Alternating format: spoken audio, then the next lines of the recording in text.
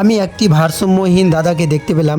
দেখতে পেয়ে তার কাছে গেলাম, গিয়ে দেখলাম ওনার অবস্থা খুব একটা ভালো নেই। চুলগুলো অনেক বড় বড় হয়ে গেছে, নোংরা নোংরা আবর্জনার মধ্যে থেকে থেকে কীরকম যেন হয়ে গেছে। দাদাটা পাগল হয়ে গেছে। আমি তার কাছে গেলাম এবং চুলগুলো কাটলাম। কাটার পর আমি তার দাড়িগুলো বড় হয়ে গেছিলো, সেই দাড়িগুলো কেটে দিলাম এবং আমার কাছে সাবান শ্যাম্পু ছিল, সেইগুলো দিয়ে তাকে ভালোভাবে তাকে চান করালাম। আপনারা দেখতে পাচ্ছেন খুব সুন্দর দেখাচ্ছে তাকে। চুল টুল কেটে পরিষ্কার করে চান করানোর পর একটা মনে হচ্ছে যে কি তাকে চেনাই যাচ্ছে না যে আগের মতো সেই দাদাটা রয়েছে। তারপরে আমার কাছে কিছু বস্ত্র ছিল, নতুন নতুন বস্ত্র। সেই বস্ত্রগুলো তাকে পরানোর চেষ্টা করলাম। পায়জামাটাকে সঙ্গে করে একটু পরতে একটু হেল্প করলাম এবং পাঞ্জাবিটা ছিল, পাঞ্জাবিটা পরালাম।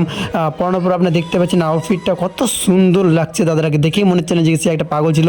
তারপরে তার নখগুলো অনেক বড় বড় হয়ে গিয়েছিলো, সে শান্তশিষ্টভাবে বসেছিল। তারপর আমি ধীরে ধীরে তার নখগুলো, হাত পায়ের নখগুলো কাটলাম। কাটার পর তাকে পরিপূর্ণভাবে তাকে পরিষ্কার করার চেষ্টা করলাম। তারপর আমার কাছে পারফিউম ছিল, যে পারফিউমটা তার ড্রেসগুলো মারলাম। সে কত আনন্দে খুশি হয়েছিল। শুধু এখানেই শেষ নয়, তারপরে আমি কিছু খাদ্য সামগ্রী জিনিস নিয়ে গেছিলাম।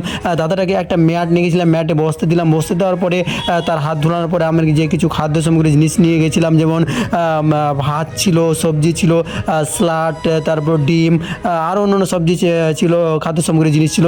সেই খাবারগুলো দিলাম এবং দাদাটা খুব শান্তশিষ্টভাবে বসে এসে খেয়ে নিল। আমার এই ভিডিওটা যদি ভালো লেগে থাকে তাহলে আপনারা একটু করে আমাকে হেল্প করবেন, আমার ভিডিওটা শেয়ার করুন প্লিজ।